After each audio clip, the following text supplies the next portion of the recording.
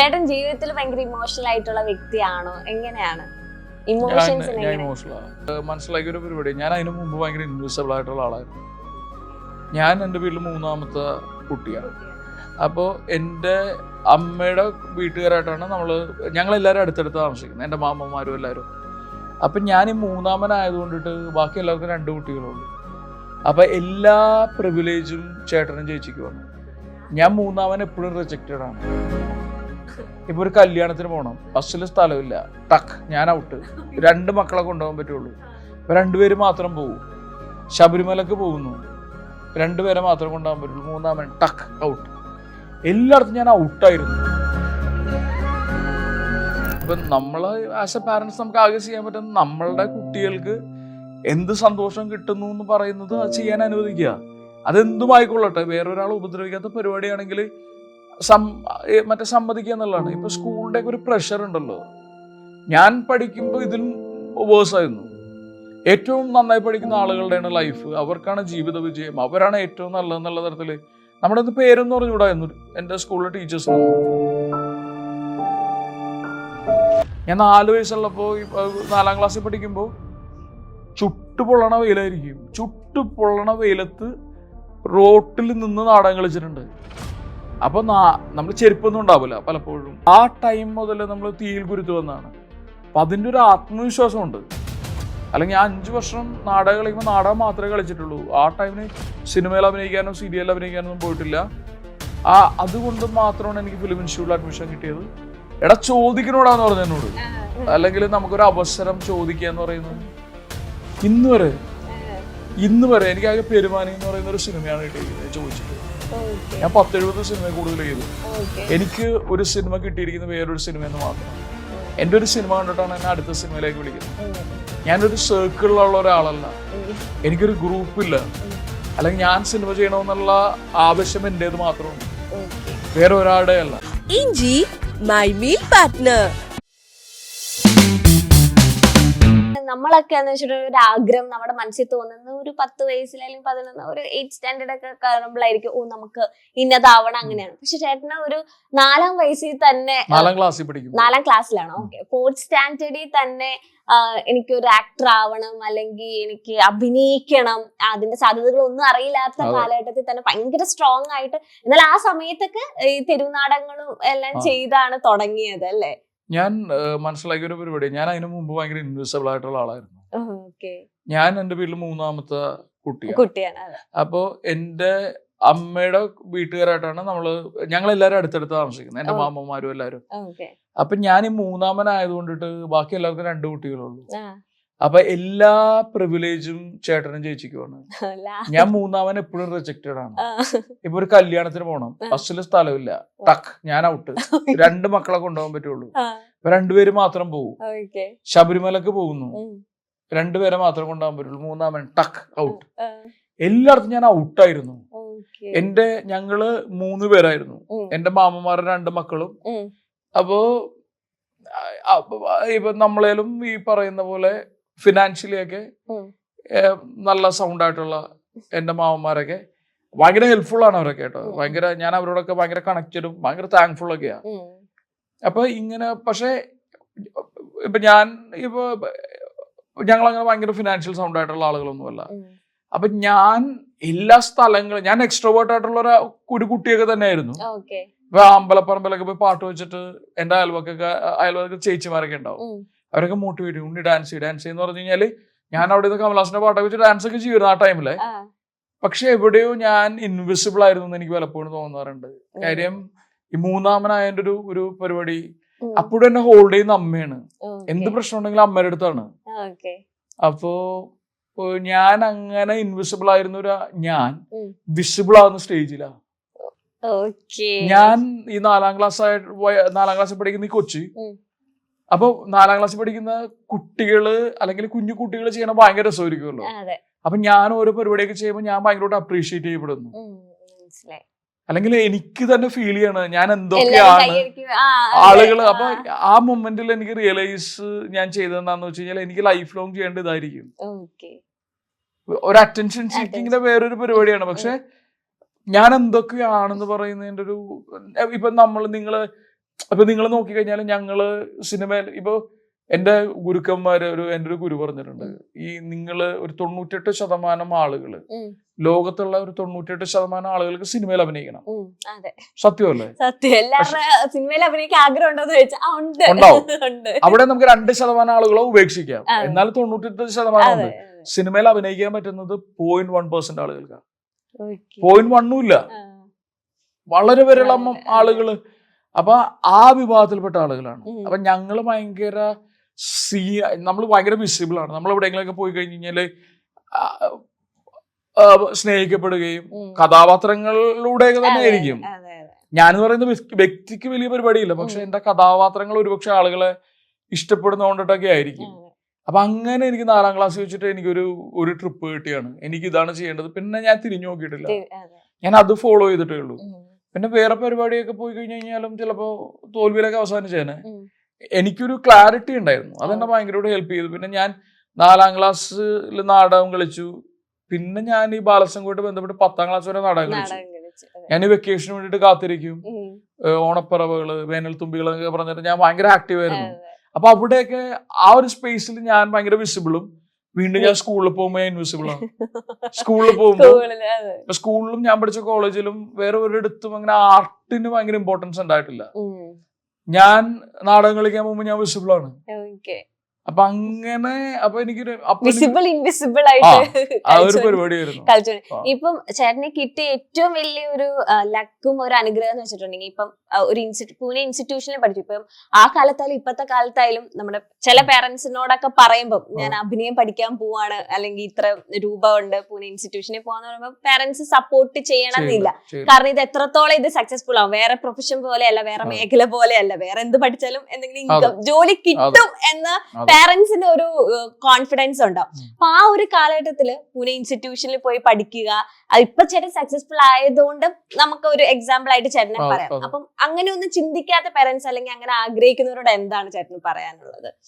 ഞാനിന്നിപ്പോ ഇവിടെ ഇരിക്കുന്നത്, നമ്മളിങ്ങനെ സംസാരിക്കുന്നത് എന്റെ വീട്ടുകാരുടെ നിലപാടും അല്ലെങ്കിൽ അവരുടെ പാരന്റിങ്ങിന്റെ ക്വാളിറ്റി കൊണ്ട് മാത്രമാണ്.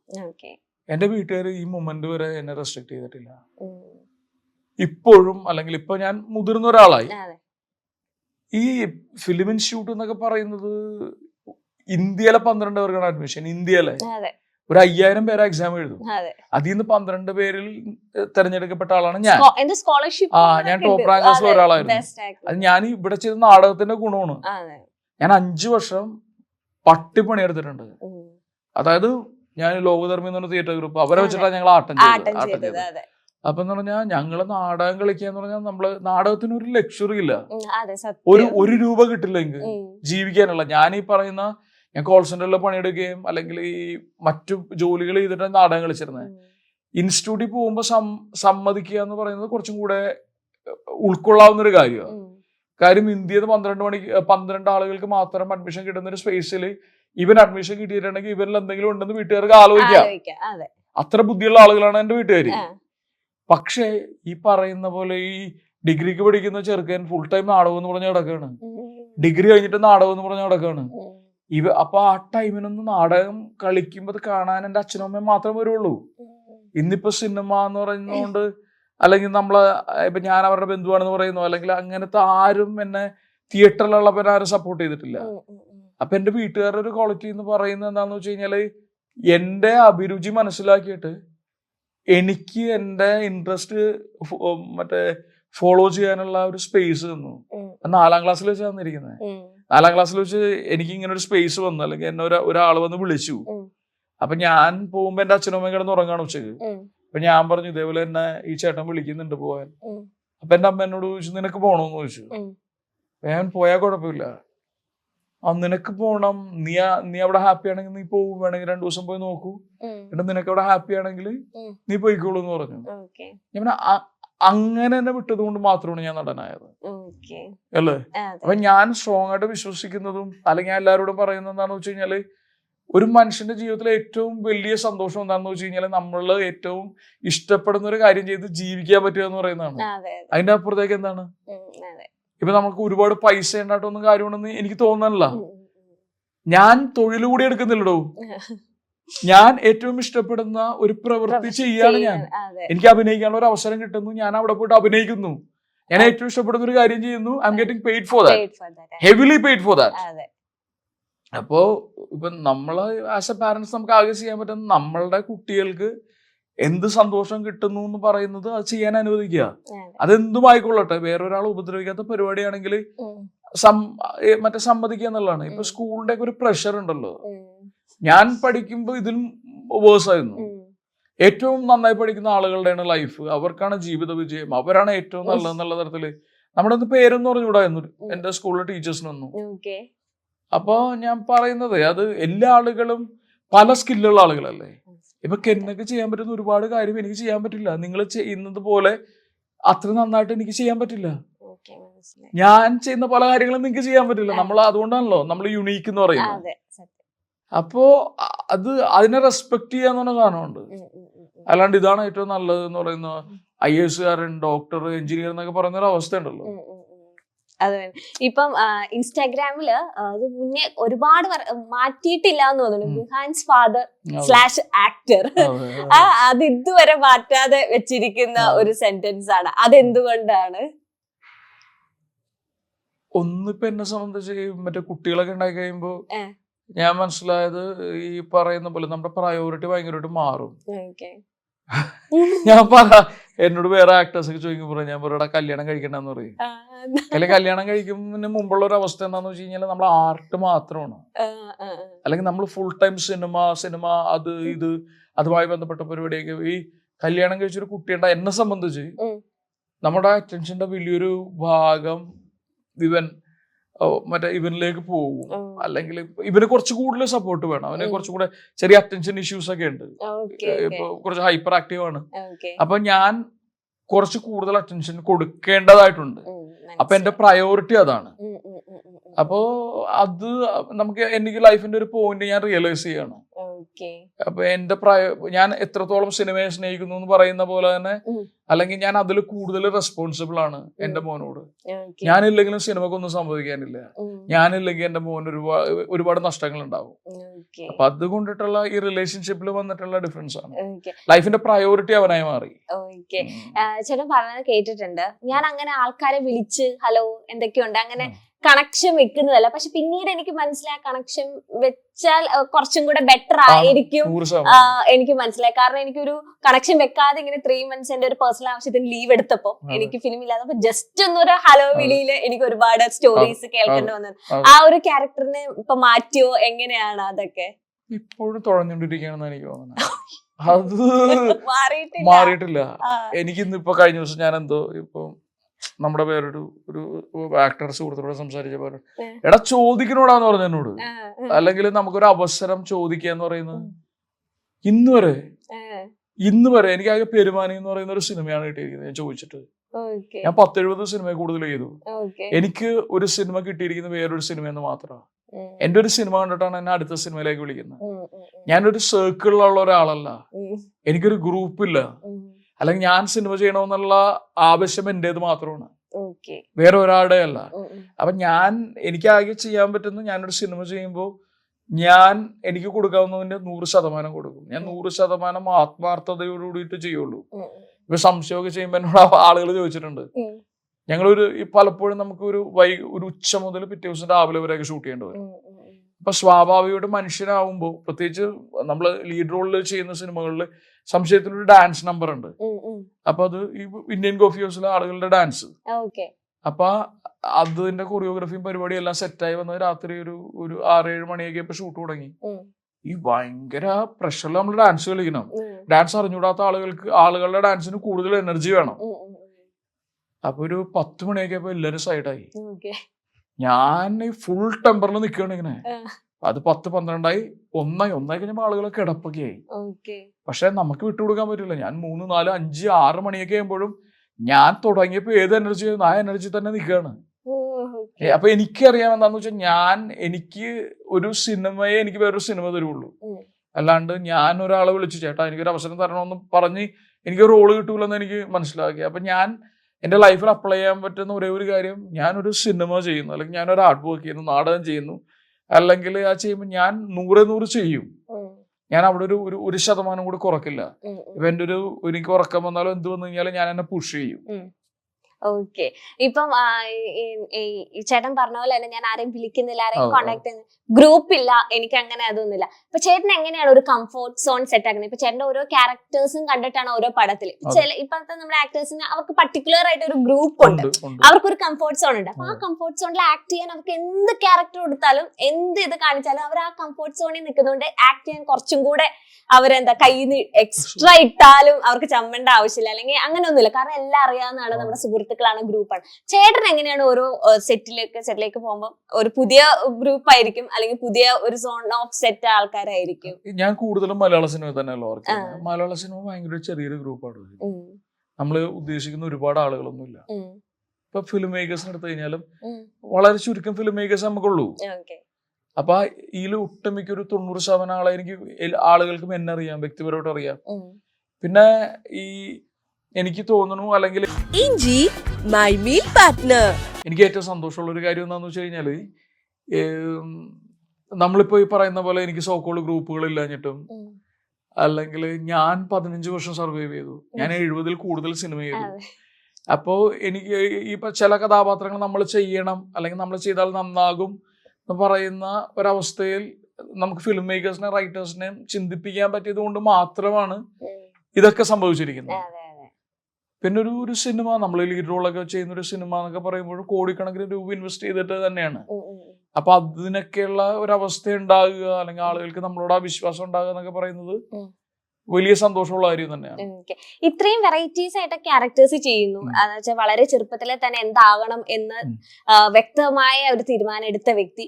പിന്നെ എന്താണ് കോൺഫിഡൻസ്? എനിക്ക് തീരെ കോൺഫിഡൻസ് ഇല്ലാത്ത വ്യക്തിയാണ്, എനിക്ക് എന്നിൽ തന്നെ ഒരു വിശ്വാസക്കുറവുണ്ട്. പക്ഷെ മറ്റുള്ളവർ പറയുമ്പോൾ കൊള്ളാന്ന് പറയുമ്പോ എനിക്കൊരു കോൺഫിഡൻസിന് കുറവില്ല. എനിക്ക് ഞാൻ ഭയങ്കര കോൺഫിഡന്റ് ആയിട്ടുള്ള ആളാണ്. എനിക്ക് ചില സിറ്റുവേഷൻസ് ഉണ്ട്. ഇപ്പൊ എന്നോട് വന്നിട്ട് പറയാണ് ഏതെങ്കിലും ചിലപ്പോ സിനിമയൊക്കെ കണ്ടിട്ട് ആളുകൾ ഭയങ്കര പോസിറ്റീവായിട്ട് ഞാൻ ആ സിനിമ കണ്ടു, നിങ്ങൾ ഭയങ്കര പരിപാടി എന്നൊക്കെ പറഞ്ഞ് അത് ഉൾക്കൊള്ളാനുള്ള കോൺഫിഡൻസ് എനിക്ക് പലപ്പോഴും ഉണ്ടാവില്ല. ഒരാൾ എന്നെ ഭയങ്കരമായിട്ട് അപ്രീഷിയേറ്റ് ചെയ്യുന്ന ഒരു സ്പേസിൽ എനിക്കത് എങ്ങനെ റിസീവ് ചെയ്യണമെന്ന് അറിയാൻ പാടില്ല. അത്തരം പരിപാടികളേ ഉള്ളൂ. എനിക്ക് നല്ല ആത്മവിശ്വാസം ഉള്ളതുകൊണ്ട് മാത്രമാണ് ഞാൻ ഇപ്പോഴും ഒരു ഗ്രൂപ്പിനെ സപ്പോർട്ട് ഇല്ലാണ്ട് ഞാൻ സർവൈവ് ചെയ്യുന്നു എന്ന് പറയുന്നത്. ഇതിന് വേറെ വലിയൊരു അപകടം ഉണ്ട് കേട്ടോ. ഇപ്പൊ ഞാൻ കുറച്ച് കൂടുതൽ കോമ്പറ്റേറ്റീവായിട്ട്, അല്ലെങ്കിൽ കുറച്ചും കൂടെ അഗ്രസീവായിട്ട്, അല്ലെങ്കിൽ കുറച്ചും കൂടി PR ഒക്കെ ചെയ്ത് വർക്ക് ചെയ്തിരുന്നു കഴിഞ്ഞാൽ എനിക്ക് കുറച്ചും കൂടെ നല്ല റോളും, കുറച്ചും കൂടെ നല്ല സിനിമയും, അല്ലെങ്കിൽ കുറച്ചും കൂടെ ബാങ്കബിൾ, മാർക്കറ്റബിൾ ആയിട്ടുള്ള സ്പേസിൽ എത്താൻ പറ്റുമായിരിക്കും. അപ്പൊ ഞാൻ ഇത് ചെയ്യുന്നില്ല എന്ന് പറയുന്നത് എന്റെ കഴിവുകേട് തന്നെയാണ്. പക്ഷെ കോൺഫിഡന്റ് ആണ് ഞാൻ. കോൺഫിഡൻസിന് എനിക്കൊരു കുറവുമില്ല. പക്ഷെ ഇങ്ങനത്തെ കുറെ സിറ്റുവേഷൻസിനെ വരുമ്പോ ഞാൻ ടിപ്പിക്കൽ ഒരു മിഡിൽ ക്ലാസ് ആളെ പോലെ പലപ്പോഴും പെരുമാറാറുണ്ട്. ഇപ്പൊ നമ്മളിങ്ങനെ ഇപ്പൊ ഏറ്റവും പ്രധാനപ്പെട്ട, അല്ലെങ്കിൽ ഇപ്പൊ ലാലേട്ടനും അവരൊക്കെ, അല്ലെങ്കിൽ മമ്മൂക്കയൊക്കെ ഉള്ള പോലത്തെ ഒരു സ്പേസിൽ ഇപ്പൊ അവരൊക്കെ കൂടി ഭക്ഷണം കഴിക്കുന്ന ഒരു സ്പേസിൽ നമ്മളെ കൊണ്ട് ഇരുത്തി കഴിഞ്ഞാൽ നമ്മള് പതുക്കെ മറ്റേ ഇങ്ങനത്തെ അത്തരം പരിപാടികളൊക്കെ ഉണ്ടാവും. അല്ലാണ്ട് ഒരു വ്യക്തി എന്നുള്ള തരത്തിലും ഒരു ആർട്ടിസ്റ്റ് എന്നുള്ള തരത്തിലൊക്കെ ഞാൻ ഭയങ്കര കോൺഫിഡന്റ് ആയിട്ടുള്ള ആളാണ്. ഈ പൊതുവെ ഞാൻ കേട്ടേക്കുന്നത് തിയേറ്റർ അല്ലെങ്കിൽ നാടകരംഗത്തുള്ള ആൾക്കാരെല്ലാം ഭയങ്കര ജെന്യൂൻ ആയിട്ടുള്ള ആൾക്കാരായിരിക്കും. അല്ല, അങ്ങനെയൊന്നുമില്ല. നമ്മള് ഇപ്പൊ ആക്ടിങ്ങിന്റെ ഒരു പരിപാടി തന്നെ, ഇത് ഭയങ്കര ഫിലോസഫി ആയിട്ട് ഇന്റർവ്യൂ ഒക്കെ ആരെങ്കിലും കാണൂ? അതായത് ഞാൻ പറഞ്ഞ ആക്ടിങ്ങിന്റെ ബേസിക് സാധനം എന്താന്ന് വെച്ച് കഴിഞ്ഞാല് കാറ്റഗറൈസ് ചെയ്യാൻ പാടില്ല എന്നാ പറയുന്നത്. നാടകക്കാർ, സിനിമാക്കാർ, അല്ലെങ്കിൽ ഈ വിഭാഗത്തിൽപ്പെടുന്ന ആളുകൾ, ഈ മതസ്ഥർ, കോഴിക്കോട്ടുകാർ, കൊച്ചിക്കാർ, അങ്ങനെ ഇല്ല. ഞാൻ നേരത്തെ പറഞ്ഞ പരിപാടിയാണ്. നമ്മളുടെ ഈ തമ്പ് ഇംപ്രഷൻ എല്ലാവരുടെയും ഡിഫറെന്റ് അല്ലേ? ഇതേപോലെ തന്നെയാണ് നമ്മൾ മനുഷ്യരും. നമ്മൾ ഭയങ്കര കോംപ്ലിക്കേറ്റഡ് ആയിട്ടുള്ള ആളുകളാണ്. അപ്പൊ അതുകൊണ്ട് നാടകക്കാരെല്ലാരും ഓരോ ആളുകളും ഓരോ ഇൻഡിവിജ്വൽസ് ആണ്. ഇവരെല്ലാരും യുണീക്കാണ്. അപ്പൊ അങ്ങനെ ഇല്ല. പിന്നെ നാടകത്തിന്റെ ഒരു ട്രെയിനിങ്ങിന്റെ പരിപാടികളൊക്കെ ഉണ്ട്.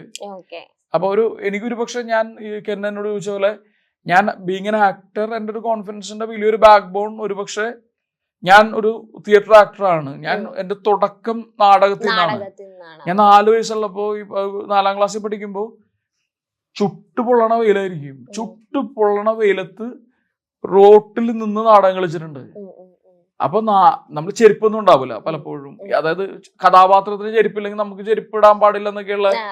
അപ്പൊ അങ്ങനെ ചെരുപ്പൊന്നും ഇല്ലാണ്ട് നല്ല പൊള്ളലൊക്കെ ഏറ്റിട്ട് ആ ടൈം മുതൽ നമ്മൾ തീയിൽ കുരുത്ത് വന്നാണ്. അപ്പൊ അതിന്റെ ഒരു ആത്മവിശ്വാസം ഉണ്ട്. അല്ലെങ്കിൽ ഞാൻ 5 വർഷം നാടകം കളിക്കുമ്പോൾ നാടകം മാത്രമേ കളിച്ചിട്ടുള്ളൂ. ആ ടൈമിന് സിനിമയിൽ അഭിനയിക്കാനോ സീരിയലിൽ അഭിനയിക്കാനോ ഒന്നും പോയിട്ടില്ല. അതുകൊണ്ട് മാത്രമാണ് എനിക്ക് ഫിലിം ഇൻസ്റ്റിറ്റ്യൂട്ടിൽ അഡ്മിഷൻ കിട്ടിയത്. അപ്പൊ ആ ഒരു കോൺഫിഡന്റ് ആയിട്ടുള്ള ഒരു ആക്ടർ ആകാൻ വേണ്ടിയിട്ട് എന്നെ നാടകം ഒരുപാട് സഹായിച്ചിട്ടുണ്ട്. ഓക്കെ. ഇപ്പം ചേട്ടൻ പറഞ്ഞിട്ടുണ്ടെങ്കിൽ എനിക്ക് ഡാർക്ക് ഷെയ്ഡ്സ് അല്ലെങ്കിൽ സീരിയൽ ത്രില്ലർ, കില്ലർ അങ്ങനത്തെ മൂവീസ് ഒക്കെ കിട്ടണം, അല്ലെങ്കിൽ അങ്ങനത്തെ ക്യാരക്ടർ ചെയ്യണം. കാരണം എനിക്ക് എന്റെ സ്വഭാവത്തിൽ ഇല്ലാത്ത ക്യാരക്ടർ എക്സ്പ്ലോർ ചെയ്യാനാണ് എനിക്ക് ഇഷ്ടം. അപ്പൊ ഏത് തരത്തിലുള്ള ഒരു ഡാർക്ക് ഷെയ്ഡ് ആണ് ഉദ്ദേശിക്കുന്നത്? എത്രത്തോളം ക്രൂരമായിട്ടുള്ള ഒരു ഷെയ്ഡ്? ഇപ്പൊ ഞാൻ കൂടുതലും ചെയ്യുന്നത്, പ്രത്യേകിച്ച് പ്രേമം എന്ന് പറയുന്ന ഒരു സിനിമയ്ക്ക് ശേഷം നിങ്ങൾക്കറിയാവുന്ന നിങ്ങളുടെ ചുറ്റുപാടുമുള്ള മനുഷ്യരുടെ റെപ്രസെന്റേറ്റീവ് കൂടുതലും ചെയ്യുന്നത്. ഇഷ്ടം തോന്നുന്ന സാധാരണക്കാരുടെ വേഷമാണ് ഞാൻ കൂടുതലും ചെയ്യുന്നത്. അതിലെ അപവാദങ്ങളുണ്ട്. ഇപ്പൊ മറ്റേ മാലിക്കിലെ ക്യാരക്ടർ അങ്ങനെ ഒരു കോമഡി ഷെയ്ഡ് ഇല്ലാത്തതാണ്, ചുരുളിയിലെ ക്യാരക്ടർ അങ്ങനെ ഇല്ലാത്തതാണ്. പക്ഷെ മോസ്റ്റ്ലി ഞാനിപ്പോ റീസെന്റ് ഭയങ്കര ഇൻട്രസ്റ്റിംഗ് ആയിട്ടുള്ള ഒരു ക്യാരക്ടർ അമൽ തമ്പി എന്ന് പറഞ്ഞൊരു ഡയറക്ടറിന്റെ പടത്തിൽ പ്ലേ ചെയ്തു. മറ്റേ ബിജു മേനോൻ, ബിജു ചേട്ടൻ നായകനായിട്ട് അഭിനയിക്കുന്ന ഒരു പടത്തിൽ. അതിൽ ഒരു കോമഡി ഒന്നും ഇല്ലാത്ത ഭയങ്കര ഒരു പരിപാടി ചെയ്തിട്ടുണ്ട്. അപ്പോൾ ഈ നമ്മൾ ഒരേ തരം കഥാപാത്രങ്ങൾ ചെയ്യുമ്പോൾ ഉണ്ടാകുന്ന ചലഞ്ച് എന്താണെന്ന് വെച്ചാൽ നമുക്ക് ഭയങ്കര വേറൊരു ഷെയ്ഡ് എക്സ്പ്ലോർ ചെയ്യാനോ വേറൊരു നമ്മളിൽ നിന്ന് ഭയങ്കര ഡിഫറെന്റ് ആയിട്ടുള്ള ഒരു മനുഷ്യന്റെ മനസ്സ് സഞ്ചരിക്കുന്ന പോലെയുള്ള ഒരു സഞ്ചാരവും നടക്കുന്നില്ല. നമ്മൾ ഇത് ഭയങ്കര ടഫാണ്. ഞാൻ പ്ലേ ചെയ്ത കഥാപാത്രങ്ങളുടെ പല ഷെയ്ഡ്സ് ഞാൻ ഓരോ സിനിമകൾ കണ്ടുപിടിക്കുക ചെയ്യുക. പിന്നെ ഈ കാഴ്ചക്കാരൻ എന്തുകൊണ്ട് നമ്മളെ കാണുന്നു? ഞാൻ 15 വർഷമായിട്ട് ഇൻഡസ്ട്രിയിൽ ഉണ്ടെങ്കിൽ ഒരേ ഒരു കാരണം, നമ്മൾ അവരെ എന്റർടൈൻ ചെയ്യുന്നതുകൊണ്ടാണ്. നമ്മൾ ഡിഫറെന്റ് ആയിട്ട് എന്തെങ്കിലും ചെയ്യുന്നതുകൊണ്ടാണ്. നമ്മൾ കുറച്ച് റിപ്പീറ്റഡ് ആയി കഴിഞ്ഞാൽ അവർ പറയും മതി മോനെ നിർത്ത്, നീ വീട്ടിൽ പോകാൻ പറയും. അപ്പൊ അത് കൊണ്ടിട്ട് നമുക്ക് വേറെ ഒരു ഷെയ്ഡിൽ പ്ലേ ചെയ്യാൻ പറ്റും. ഭയങ്കര ഡാർക്കർ ആയിട്ടുള്ള, ഇതുവരെ എനിക്ക് ചെയ്യാൻ പറ്റാത്തൊരു പരിപാടി എനിക്ക് നല്ലൊരു ഫിലിം മേക്കിന്റെ കൂടെ ചെയ്യാൻ പറ്റുമ്പോൾ സംഭവിക്കുന്നത്, ഞാൻ ആലോചിക്കും, എനിക്കത് ഭയങ്കര ചലഞ്ചിങ് ആയിരിക്കും. അപ്പൊ ഞാൻ എന്റെ ഒരു ക്രിയേറ്റിവിറ്റിയും അല്ലെങ്കിൽ ഫിസിക്കലി ഇമോഷണലി ഒക്കെ ഞാൻ ഭയങ്കരമായിട്ട് പണിയെടുക്കും. ഞാൻ പണിയെടുത്ത് കഴിയുമ്പോ ഞാൻ ഇതുവരെ ചെയ്യാത്ത ഒരു പരിപാടി എനിക്ക് ചെയ്യാൻ പറ്റും. അപ്പൊ അതാണ് എന്റെ ലക്ഷ്യം. ഈ അടുത്തിടെ കണ്ട ഡാർക്ക് ഷെയ്ഡ്സിൽ തിയേറ്ററിൽ പോയോ അല്ലെങ്കിൽ എങ്ങനെ കണ്ടായാലും എനിക്ക് ഈ ക്യാരക്ടർ കിട്ടിയാൽ കൊള്ളാമെന്ന് തോന്നിയ ഒരു ക്യാരക്ടർ ഏതാ? എനിക്ക് അങ്ങനെ തോന്നിയ ഒരു ക്യാരക്ടർ ഏത് ഈ അടുത്തിടെ കണ്ട മൂവീസില്? ഇപ്പൊ നമ്മുടെ മലയാള സിനിമ ഇപ്പൊ ഒരുപാട് ത്രില്ലർ മൂവീസും കാര്യങ്ങളും ആണ് ഇറങ്ങിക്കൊണ്ടിരിക്കുന്നതും. അല്ല, ഫീൽ ഗുഡിനെക്കാളും വെച്ച് നോക്കുമ്പോ ത്രില്ലർ അല്ലെങ്കിൽ ഇൻവെസ്റ്റിഗേറ്റ് മൂവീസ് ആണ്. അപ്പൊ ഈ അടുത്തിടെ കണ്ടതില് എനിക്ക് ഈ ഒരു ക്യാരക്ടർ കിട്ടിയാൽ കൊള്ളാന്ന് തോന്നിയ ഒരു ക്യാരക്ടർ ഏതാ? എനിക്ക് അങ്ങനെ സ്പെസിഫിക്കലി ഇങ്ങനെ ഒരു ക്യാരക്ടറിനോട് എന്റെ പ്രത്യേക ഇപ്പൊ ഒരു ഫിലിം മേക്കറിന്റെ പരിപാടി ഇപ്പൊ അമലേണ്ണൊക്കെ ചെയ്യുന്ന പോലത്തെ സിനിമകളില്ലേ, ഭയങ്കര സ്റ്റൈലിഷ് ആയിട്ടുള്ള, മറ്റേ നല്ല ഹൈ സ്പീഡും മറ്റേ പ്രൊട്ടാഗണിസ്റ്റിനെയൊക്കെ ഭയങ്കര ഗ്രേസ്ഫുള്ളി, വേറൊരു കൈൻഡ് ഓഫ് പോർട്രയലാണ്. ഭയങ്കര ലൈക്ക് ഞാൻ വിശ്വസിക്കുന്നത് ഫിലിം മേക്കേഴ്സ് ആണ് സ്റ്റാർസിനെ ഉണ്ടാക്കുന്നത്. വലിയ സംവിധായകരാണ് ലൈക്ക് വലിയ താരങ്ങൾ ഉണ്ടാക്കിയിട്ടുള്ളത്. അവരെങ്ങനെ ഷൂട്ട് ചെയ്യുന്നു എന്നുള്ളതിനെ ആശ്രയിച്ചിട്ടൊക്കെയാണല്ലോ പല കാര്യങ്ങളും. അതുപോലെ അങ്ങനെ ഭയങ്കര സ്റ്റൈലിഷ് ആയിട്ടുള്ള ഒരു പരിപാടിയിലൊക്കെ ഭയങ്കര ഗ്രേ ആയിട്ടുള്ള, ലൈക്ക് ഞാൻ ഏറ്റവും കൂടുതൽ കാണുന്ന ഗാങ്സ്റ്റർ ഫിലിംസാണ്. എന്റെ ഒരു സോൺ അതാ. അല്ലെങ്കിൽ ഞാൻ ഇപ്പൊ പൾപ്പ് ഫിക്ഷനോ അല്ലെങ്കിൽ റിസർവർ ഡോഗ്സോ അല്ലെങ്കിൽ മറ്റേ ഗുഡ് ഫെലാസ്, അങ്ങനെ കുറച്ച് സിനിമകൾ എൻലെസ് ടൈം ഞാൻ കണ്ടിട്ടുണ്ടാവും. ഞാൻ ചെയ്യുന്ന സിനിമകൾ അതൊന്നും അല്ല എന്നുള്ളൂ. അല്ലെങ്കിൽ ഞാൻ വേറൊരു തരത്തിൽ അപ്പൊ ഇത്തരം സിനിമകൾ കഴിയുമ്പോൾ ഇതുമായി ബന്ധപ്പെട്ട സിനിമകൾ കൂടുതൽ കാണും. പക്ഷെ എന്റെ ഒരു സോണും അല്ലെങ്കിൽ എനിക്ക് ഏറ്റവും കൂടുതൽ വർക്ക് ആവുന്ന സിനിമകള് ഈ പറയുന്ന ഗാങ്സ്റ്റർ, മറ്റേ ത്രില്ലർ, ആക്ഷൻ സിനിമകളൊക്കെ. ഇപ്പൊ ചേട്ടന്റെ ഒരു ബക്കറ്റ് ലിസ്റ്റ് പോലെയായിരുന്നു ലിജോ ചേട്ടന്റെ പടം ചെയ്തത്. ഇപ്പൊ നമുക്ക് എല്ലാവർക്കും ഭയങ്കര വേറെ വേറെ ബക്കറ്റ് ലിസ്റ്റ് ആയിരിക്കും, പക്ഷെ ചേട്ടന്റെ എല്ലാ ബക്കറ്റ് ലിസ്റ്റ് സിനിമയോട് ബന്ധപ്പെട്ടായിരിക്കും എനിക്ക് ഉറപ്പാ. പിന്നെ അടുത്ത് ഇനി എന്താണ് ഒരു ബക്കറ്റ് ലിസ്റ്റിൽ വെച്ചിരിക്കുന്നത്, അല്ലെങ്കിൽ ഏത് ഡയറക്ടറിന്റെ ഒപ്പം ആക്ട് ചെയ്യണമെന്നാണ്, അല്ലെങ്കിൽ അങ്ങനെ എന്തെങ്കിലും വെച്ചിട്ടുണ്ടോ? അങ്ങനെ ആസ് ഓഫ് നൗ അങ്ങനെ ഒന്നുമില്ല. ഇല്ല. നമുക്ക് ഈ പറയുന്ന പോലെ ഇഷ്ടപ്പെട്ട സിനിമകൾ ചെയ്യാൻ പറ്റുക എന്നുള്ള മാത്രമേ ഉള്ളൂ. ഇപ്പൊ നമ്മൾ ഭയങ്കര ഒരു ബാങ്കബിൾ പരിപാടിയിലേക്ക് എത്തിക്കഴിയുമ്പോൾ, അല്ലെങ്കിൽ ഭയങ്കര മാർക്കറ്റുള്ള ഒരു ആക്ടറിന്റെ സോണിലേക്ക് എത്തിക്കഴിയുമ്പോൾ സംഭവിക്കുന്നത്, ഇപ്പൊ പലപ്പോഴും സിനിമകൾ എന്നെ ചൂസ് ചെയ്യുന്നതാണ്. ഞാനല്ല സിനിമകളെ ചൂസ് ചെയ്യുന്നത്. അപ്പൊ എനിക്ക് ഇഷ്ടപ്പെട്ട സിനിമകൾ ഇപ്പൊ എന്നോട് ഒരു പരിപാടി പറഞ്ഞു, എനിക്ക് ഇഷ്ടമായി കഴിഞ്ഞാല് നമുക്ക് ഇമ്മീഡിയറ്റ്ലി ചെയ്യാൻ പറ്റണം, വേറെ ഒന്നും ആലോചിക്കേണ്ട കാര്യം ഉണ്ടായിരുന്നു. അത് വലിയ ബഡ്ജറ്റ് സിനിമകളാണോ അങ്ങനെയൊന്നുമില്ല, പക്ഷെ നമുക്ക് ഇഷ്ടപ്പെട്ട സിനിമകൾ നമുക്ക് ചെയ്യാൻ പറ്റണം. അതേ ഉള്ളൂ. ഇപ്പൊ ഈ സംശയത്തിലേക്ക് വരുവാണ്, ഇപ്പം ഇനി റിലീസ് ആകാൻ പോകുന്നത് സംശയമാണ്. അപ്പൊ അത് തിയേറ്ററിക് റെസ്പോൺസ് അല്ലെങ്കിൽ ഇപ്പം നമ്മുടെ ഇടയിൽ ഇപ്പൊ സോഷ്യൽ മീഡിയ ഭയങ്കര ആക്റ്റീവ് ആയിരിക്കുന്നതുകൊണ്ട് നമ്മൾ അത് ഫേസ് ചെയ്തേ പറ്റൂ അല്ലെ. എന്ത് റിവ്യൂ ആയാലും ഇപ്പൊ നല്ലതാണെങ്കിലും ചീത്തയാണെങ്കിലും നമുക്കൊരു പ്രഷർ ഉണ്ടാവും. അതെങ്ങനെയാണ് ചേട്ടൻ കൈകാര്യം ചെയ്യുന്നത്, അല്ലെങ്കിൽ ആ പ്രഷറിനെ എങ്ങനെ നോക്കി കാണുന്നത്? ഒന്നും ചെയ്യാൻ പറ്റില്ല, ഞാനത് എടുക്കാറില്ല. ഇല്ല, ഞാൻ ഫോട്ടോ എടുക്കുന്ന മറ്റേ ഇത് ഒരു തിരക്കഥ കിട്ടി കഴിഞ്ഞു കഴിഞ്ഞാൽ അത് ഒരുപാട് തവണ വായിച്ച് പണിയെടുത്ത് ഒരു കഥാപാത്രം എത്രത്തോളം നന്നാക്കാൻ പറ്റും. ഞാൻ ഈവൻ ഒരു ടെക്നിക്കൽ ഡിപ്പാർട്ട്മെന്റിലോ അല്ലെങ്കിൽ നേരത്തെ മോണിറ്റർ അല്ലെങ്കിൽ എന്റെ എഡിറ്റ് കാണുക അത്തരം പരിപാടികളിൽ കൂടെ ഞാൻ ഇന്റർഫിയർ ചെയ്യാറില്ല, ഞാൻ ആ സോണിലേക്ക് പോവാറില്ല. അത് എന്റെ പരിമിതി ആവാം, അല്ലാണ്ടിരിക്കാം. ഇപ്പൊ തോന്നുന്നുണ്ട് എനിക്ക് PR വെക്കണം, അല്ലെങ്കിൽ ഇപ്പത്തെ ഒരു സെനാറി അറിയാലോ, നമ്മുടെ ദിവസവും അപ്ഡേറ്റഡ് ആയിക്കൊണ്ടിരിക്കുക. എന്തൊക്കെ നല്ല പ്രൊഡക്റ്റ് കൊടുത്താലും പ്രേക്ഷകർ കോണ്ടന്റ് ഓറിയന്റഡ് ആണ്, അവർക്ക് പുതിയത് കിട്ടിയേ പറ്റൂ, അവർക്ക് അതാണ് ഡിമാൻഡ് ഉള്ളത്. അപ്പം ഇപ്പൊ എന്തൊക്കെയാണ് ആസ് ആൻ ആക്ടർ അപ്ഡേഷൻ വരുത്തുന്നത്, അല്ലെങ്കിൽ ചേട്ടനിൽ എന്തൊക്കെ മാറ്റങ്ങൾ കൊണ്ടുവരാനാണ് ചേട്ടൻ ശ്രമിക്കുന്നത് ആസ് ആൻ ആക്ടർ? നേരത്തെ പറഞ്ഞ പോലെ തന്നെയാണ് ഇത് എന്റെ കൺട്രോൾ എന്താണെന്നുള്ള മാത്രമാണ് ഞാൻ ആലോചിക്കുന്നത്. എന്റെ കൺട്രോളുള്ള എന്താണെന്ന് വെച്ച് കഴിഞ്ഞാൽ എനിക്ക് ആകെ ചെയ്യാൻ പറ്റുന്ന ഒരു കാര്യം, അല്ലെങ്കിൽ എന്റെ ഒരു പരിപാടി ഞാൻ തിരിഞ്ഞു നോക്കി കഴിയുമ്പോൾ ഞാൻ എങ്ങനെ 15 വർഷം സർവൈവ് ചെയ്തു ഇതൊന്നും ഇല്ലാണ്ട്. ഞാൻ ഒരു കാര്യം ചെയ്യുന്നത് തന്നെ ഞാൻ എന്റെ ക്രാഫ്റ്റിൽ വർക്ക് ചെയ്തുകൊണ്ടിരിക്കാനാണ് ശ്രമിക്കുന്നത്.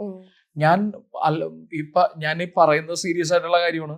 എനിക്ക് വളരെ വ്യക്തമായിട്ട് അറിയാം ഞാൻ അത്ഭുതം എന്ന് പറയുന്ന ഒന്നും ചെയ്തിട്ടില്ല, അല്ലെങ്കിൽ അങ്ങനെ വലിയ കഥാപാത്രങ്ങളോ അല്ലെങ്കിൽ മഹത്തായ സിനിമകളുടെ ഒന്നും ഭാഗമൊന്നുമല്ല ഞാൻ എപ്പോഴും ഇന്നലത്തെ എന്നോട് ആണ് ഞാൻ എപ്പോഴും കോമ്പറ്റ് ചെയ്യുന്നത്. ഇന്നലത്തെ ഞാൻ പറയുന്ന ആക്ടറിനായാലും ബെറ്റർ ആവുന്നുണ്ടോ ഇല്ലയോ എന്നുള്ളതാണ്. അപ്പൊ എനിക്ക് ആകെ എന്റെ ഒരു കൺട്രോളുള്ള ഒരു ഏരിയ എന്ന് വെച്ച് കഴിഞ്ഞാല് ആസ് എൻ ആക്ടർ എനിക്ക് തന്നെ എത്രത്തോളം ഒരു ബെറ്റർ ആക്കാം, എത്രത്തോളം നല്ല കഥാപാത്രങ്ങൾ ചെയ്യാൻ പറ്റും. അപ്പൊ എന്റെ കൺട്രോളുള്ള കാര്യങ്ങളാണ് ഞാൻ കൂടുതൽ ചെയ്യുന്നത്. പിന്നെ മറ്റു പല പരിപാടികളും നമ്മുടെ കൺട്രോളുള്ളതല്ല. ഒരു വെള്ളിയാഴ്ച നമ്മളൊരു സിനിമ ഇറങ്ങി, ആ സിനിമ 1 ഹിറ്റ് ആയെന്ന് വിചാരിച്ചു, 100 ദിവസം ഓടി. ഞാൻ ആ ശനിയാഴ്ച മുതൽ ഞാൻ വേറൊരാള് തന്നെയാണ്. ഞാൻ വെള്ളിയാഴ്ച വരെ ഉണ്ടായിരുന്ന ഒരു വ്യക്തി. അത് നമ്മൾ ഭയങ്കര ഇപ്പൊ നമ്മൾ അന്വേഷിച്ച് വരാൻ സാധ്യതയുള്ള പ്രൊജക്ടുകളും എല്ലാം ഭയങ്കര ഡിഫറെന്റ് ആയിരിക്കും.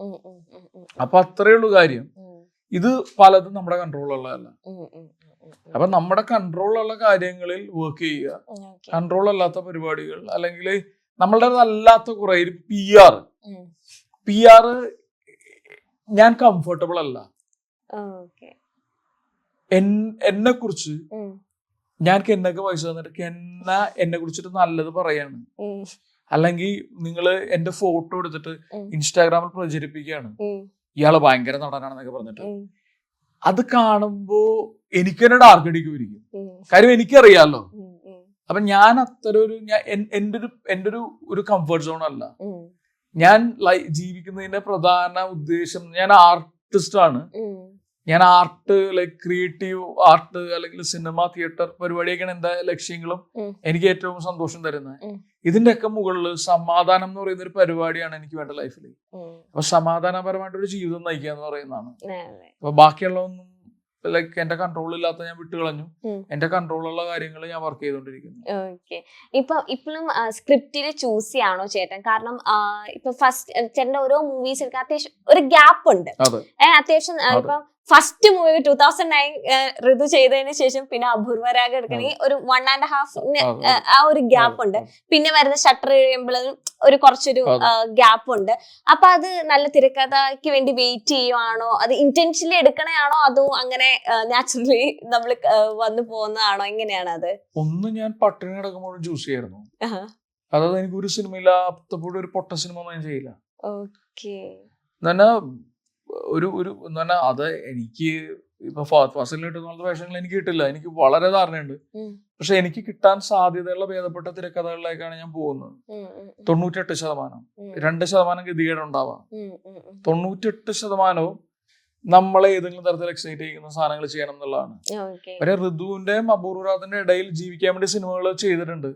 അത് അതിനെ കുറിച്ചൊന്നും എനിക്ക് ഒരു ധാരണയില്ല എന്നുള്ളതാണ് സത്യം.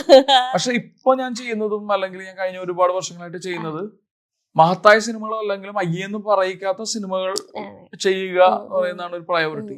അല്ല, അങ്ങനെ പറയുമ്പോ ചേട്ടൻ പറഞ്ഞല്ലോ ഫഹദ് ഫാസിലിനെ കിട്ടാത്ത എനിക്ക്, പക്ഷേ ചേട്ടനെ മാലിക്കില് കണ്ടതും ചുരുളിയെ കണ്ടതും അത് ഡയറക്ടേഴ്സ് തന്നെ ചൂസ്, ഇന്നേ വരെ കാണാത്ത ഒരു വേർഷൻ ഓഫ് ചേട്ടനെയാണല്ലോ കണ്ടത്. ആ ഒരു ഗ്രൂപ്പ് നമ്മള് ലൈക് ഗ്രേറ്റസ്റ്റ് എന്ന് പറയുന്ന ഫിലിം മേക്കേഴ്സ് നമ്മളെ ചൂസ് ചെയ്തു. അതെ. അപ്പൊ അങ്ങനെ ചിന്തിച്ചിട്ടുണ്ട്? കാരണം അവര് ഇതേവരെ ചേട്ടനെ ഇപ്പൊ മാലിക് ചെയ്തപ്പോ എന്തോ തമാശ പോലും ഇറങ്ങിയിട്ടില്ല. അപ്പൊ മാലിക്കിലേക്ക് ഡേവിഡ് എന്ന ഒരു ക്യാരക്ടറിനെ പ്ലേസ് ചെയ്യുമ്പോൾ ചേട്ടൻ ചിന്തിച്ചിട്ടുണ്ട് എന്തുകൊണ്ടായിരിക്കും എന്നെ അതിലേക്ക് പ്ലേസ് ചെയ്തത്? അങ്ങനെ ചിന്തിച്ചിട്ടുണ്ടോ, ചോദിച്ചിട്ടുണ്ടോ ഡയറക്ടർ? ഞാൻ തീർച്ചയായിട്ടും ചോദിച്ചിട്ടുണ്ട്. മഹേഷേട്ടനോട് ചോദിച്ചിട്ടുണ്ട്. കാര്യം ഫഹദ് ലൈക്ക് ഇന്ത്യയിലെ ഫൈനസ്റ്റ് എന്ന് പറയുന്ന ഒരു സ്പേസിൽ നിൽക്കുന്ന ഒരാളുടെ ഓൾമോസ്റ്റ് ഈക്വലന്റ് ആയിട്ടുള്ള ഒരു ക്യാരക്ടറാണ് എനിക്ക് കിട്ടിയത്. അപ്പൊ അത് ഫിലിം മേക്കറിനുള്ള ട്രസ്റ്റ് ആണ്. പുള്ളിക്ക് ആ ട്രസ്റ്റ് ഉണ്ട്. പിന്നെ എനിക്ക് ഞാൻ സിനിമ കഴിഞ്ഞ് അദ്ദേഹത്തോട് സംസാരിച്ചപ്പോഴും മഹേഷിനെ ഭയങ്കര ഹാപ്പി ആയിരുന്നു. നമ്മൾ ആ സിനിമയുടെ ഭാഗമായാലും ആ കഥാപാത്രം നമ്മൾ അപ്രോച്ച് ചെയ്ത രീതിയിലും പുള്ളി ഹാപ്പി ആയിരുന്നു. എനിക്ക് ബാക്കിയുള്ള സെക്കൻഡറിയാണ്. ഞാൻ ഹാപ്പി ആയിരുന്നു, ഞാൻ ഹാപ്പി അല്ല എന്നുള്ള എനിക്ക് സെക്കൻഡറിയാണ്. എന്നെ അതേപോലത്തെ ഒരു കഥാപാത്രം അത്ര വലിയൊരു സിനിമയില് എന്നെ വിശ്വസിച്ച് ഏൽപ്പിച്ച ഫിലിം മേക്കർ റൈറ്റർ പുള്ളി ഹാപ്പിയാണോ എന്നുള്ളതാണ്. പുള്ളി ഹാപ്പി ആയിരുന്നു. അപ്പൊ അത് എനിക്ക് പിന്നെ എന്നെ നേരത്തെ ചോദിച്ച ചോദ്യത്തില്ല, എനിക്ക് അങ്ങനെ ഭയങ്കര ചൂസ് ചെയ്യാനുള്ള ലിബർട്ടി ഇല്ല. എന്നെ 6 മാസം കാണാണ്ട് നിന്ന് കഴിഞ്ഞാല് ഞാൻ ഫീൽഡ് ഔട്ടാണ്. പിന്നെ ഒരുപാട് ആക്ടേഴ്സ് വരുന്നു, ഓരോ വെള്ളിയാഴ്ചകളും 10, 15, 20 പേരൊക്കെ വരുന്നു. അതുകൊണ്ട് പിന്നെ പക്ഷെ എന്താണെന്നറിയോ, ഈ നമ്മള് ഉപാസിക്കുന്ന ഒരു പരിപാടി ഉണ്ടല്ലോ, നമ്മള് ഈ ആർട്ടിനെയും നമ്മള് സിനിമയെയും നമ്മൾ ആക്ടിങ്ങിനെയൊക്കെ ഈ പറയുന്ന ബ്ലൈൻഡ് ആയിട്ട് നമ്മൾ ചിന്തിക്കുന്നതിന്റെ നമ്മള് ഒരു ദിവസം 100 കാര്യം ചിന്തിച്ചു കഴിഞ്ഞാൽ അറ്റ്ലീസ്റ്റ് ഒരു 50 കാര്യം ഇതുമായി കണക്റ്റഡ് ആയിരിക്കും. അപ്പൊ നമ്മൾ അങ്ങനെ ചെയ്യുമ്പോൾ നമുക്ക് സർവൈവ് ചെയ്യാൻ പറ്റും. നമ്മൾ അങ്ങനെ വാഷ് ഔട്ട് ആയി പോവില്ല. നമ്മള് ജീവൻ നമുക്കുള്ള കാലത്തോളം നമുക്ക് കേറിയും ഇറങ്ങിയും ഒക്കെ ആയിട്ട് നമുക്ക് സിനിമയിലൊക്കെ തന്നെ വർക്ക് ചെയ്യാൻ പറ്റും എന്നാണ് ഞാൻ വിശ്വസിക്കുന്നത്. ഓക്കെ. ഇപ്പം ചേട്ടൻ പറഞ്ഞു, ഇപ്പം ഋതു എടുത്ത് നോക്കുവാണെങ്കിൽ തുടക്കത്തിൽ വന്നത് തന്നെ ഒരു ഡിഫറെന്റ് ഒരു ക്യാരക്ടർ ആയിട്ടാണ്. അത് പിന്നീടായിരിക്കും ഞാനായാലും കുറച്ചു നാൾ കഴിഞ്ഞപ്പോഴാണ് ഓക്കെ ശരിയാണല്ലോ, നമ്മൾ കുറച്ചു നാൾ കഴിഞ്ഞപ്പോഴാണ് ഇങ്ങനത്തെ ഒരു ക്യാരക്ടേഴ്സിനെ, ഇപ്പൊ ഒരു കാതലും മമ്മൂക്ക ചെയ്തതിന് ശേഷമാണ് നമുക്ക് ഇങ്ങനത്തെ. അപ്പൊ എടുത്തു നോക്കുമ്പോ ഋതു അന്ന് ചേട്ടൻ ചെയ്തത് അന്നേ തുടക്കം വെച്ച ഒരു വ്യക്തിയാണ്. അപ്പൊ ആ ഒരു കാലഘട്ടത്തിൽ അങ്ങനത്തെ ഒരു ക്യാരക്ടറിനെ പറ്റി അങ്ങനെ ഇപ്പൊ സമൂഹത്തിൽ ഇപ്പം ഇതൊക്കെ കോമൺ ആണ്. ഇപ്പത്തെ കുട്ടികൾക്ക് വരെ അറിയാം എന്താണ് ഇതിന്റെ വേർതിരിവെന്ന്. ആ ഒരു ടൈമിൽ അതിന് എടുത്ത ഗട്ട്സ് എങ്ങനെയായിരുന്നു? ഗട്ട്സിന്റെ വിഷയമില്ല, ഞാൻ ഇപ്പൊ കിട്ടിയാലും ചെയ്യും. കാര്യം ഇത് എന്റെ ഒരു ഇപ്പൊ ഞാൻ നേരത്തെ പറഞ്ഞു, ഞാനൊരു സ്റ്റാർ അല്ലാത്തതിന്റെ ഒരു അഡ്വാൻറ്റേജ് എനിക്കുണ്ട്. ഞാനൊരു സ്റ്റാർ അല്ല, എനിക്കൊരു ഫാൻ ബേസോ അല്ലെങ്കിൽ അങ്ങനെ ഒരു പരിപാടിയൊന്നുമില്ല. ഞാനൊരു ആക്ടറാണ്. അപ്പൊ ആക്ടറിന്റെ ലിബർട്ടി എന്താന്ന് വെച്ചാൽ എനിക്ക് എന്തും ചെയ്യാം. ഞാൻ ഫാമിലി എന്ന് പറഞ്ഞ സിനിമയിൽ പീഡോഫൈലായിട്ട് അഭിനയിച്ചത്. ആ സിനിമയുടെ പ്രൊട്ടാഗണിസ്റ്റ് ആണ് ഞാൻ പീഡോഫൈലാണ് ആ പടത്തില്. അല്ലെങ്കിൽ ഞാൻ വേറൊരു സിനിമ ചെയ്തു, അല്ലെങ്കിൽ സീരിയൽ കില്ലറാണ്, പുറത്തു വന്നിട്ടില്ല. അല്ലെങ്കിൽ അപ്പൊ ഞാനൊരു ആക്ടറാണ്. എന്നെ സംബന്ധിച്ച് എന്നെ ഓഫർ ചെയ്യുന്ന ഒരു തിരക്കഥ, ഗംഭീര തിരക്കഥ എന്ന് വിചാരിച്ചു. എന്ത് സ്വഭാവ വൈകൃതമുള്ള, എന്ത് ബ്രൂട്ടലോ അല്ലെങ്കിൽ എന്ത് ലോകത്തിലെ ഏറ്റവും ഡാർക്കർ ആയിട്ടുള്ള ഒരാളായിട്ട് അഭിനയിക്കാൻ പറഞ്ഞാൽ ഞാൻ ഹാപ്പി ആയിട്ട് ചെയ്യും. ഞാൻ ഭയങ്കര എനിക്ക് സാധാരണ അല്ലെങ്കിൽ ഭയങ്കര നന്മ പറയുന്ന ഒരു കഥാപാത്രത്തിൽ ഞാൻ ചൂസ് ചെയ്യുന്നത് അതായിരിക്കും. കുറച്ച് പൈസ കുറവാണെങ്കിൽ കൂടി ഭയങ്കര ഡിഫറെന്റ് ആയിട്ടുള്ള ഒരു ഈ പറയുന്ന പോലെ ഇതുവരെ നമുക്ക് ചെയ്യാൻ പറ്റാത്തൊരു ഗംഭീര തിരക്കഥയായിട്ട് വന്നു കഴിഞ്ഞാൽ ഞാൻ അതായിട്ട് പോകും. ഇപ്പൊ ഒരു കാലഘട്ടത്തില് ഇപ്പം വിമൽ സാർ ആയിരുന്നു എല്ലായിടത്തും. ഇപ്പൊ എത്ര മൂവീസ് ചെയ്താലും എവിടെ ചെന്നാലും ചോദിക്കുന്നത് വിമൽ സാർ ആയിരുന്നു. പിന്നെ അത് തമാശയിലേക്ക് മാറി, പിന്നെ ആട്ടത്തിലേക്ക് വന്നു. അങ്ങനെ ഇപ്പൊ ക്യാരക്ടേഴ്സ് ഒരിടത്തും വന്നില്ല. വിമൽ സാർ ഇപ്പോഴും അവിടെ തന്നെ നിൽക്കുകയാണ്. നമ്മുടെ മനസ്സിൽ നിന്നൊക്കെ വിമൽ സാർ ഇപ്പൊ മാറി. ഇപ്പൊ ഞാൻ എവിടെ പോയി കഴിഞ്ഞാലും, ഞാനൊരു അമ്പലത്തില് ഒരു ഉത്സവത്തില് ഒരു പരിപാടിക്ക് പോയിട്ട് ഞാൻ സ്റ്റേജ് ഇരുന്ന് കഴിഞ്ഞാല് പ്രേമത്തിലെ ജാവാ സാറിന് എവിടെ പോയാലും ആ. എവിടെ പോയി കഴിഞ്ഞാൽ ഇപ്പോഴും പോയി കഴിഞ്ഞാൽ ഒരു കോളേജിൽ പോയി കഴിഞ്ഞാൽ കുട്ടികൾ എന്നോട് പറയുന്നത് നമ്മൾ മാറി നോക്കി കഴിഞ്ഞാൽ ഇപ്പൊ ഒരു ലിസ്റ്റ് എടുത്തു കഴിഞ്ഞാൽ ഒരു കിസ്മത്ത്, അതെ. തമാശ, തമാശ, മാലിക്, ഷട്ടറ്, ചുരുളി, മാലിക്, അതെ, ചുരുളി. അങ്ങനെ അതായത് പ്രേമത്തിന് ശേഷം വന്ന സിനിമകളുടെ ആട്ടം ആട്ടോ, അതെ. അല്ല അങ്ങനെ ഒരു സീരീസ് ഓഫ് ഗുഡ് ഫിലിംസും ഗുഡ് ക്യാരക്ടേഴ്സും ചെയ്യാൻ പറ്റിയിട്ടുണ്ട്. ഉറുമ്പുകൾ ഉറങ്ങാറില്ല. പക്ഷെ അതാ പ്രേമത്തിന് ശേഷം പ്രേമം പോലൊരു സിനിമ വന്നിട്ടുണ്ടെന്ന് എനിക്ക് തോന്നുന്നില്ല. അത്തരം ഓളം ഉണ്ടാക്കിയൊരു സിനിമ മലയാള സിനിമയിൽ ഉണ്ടായിട്ടില്ല. അതെ. അത് ആ സിനിമയുടെ ഗ്രേറ്റ്നെസ് ആണ്. ഇത്രയും നേരം എന്റെ ഈ ഷോയിൽ സഹകരിച്ചതിന് താങ്ക് യു സോ മച്ച്.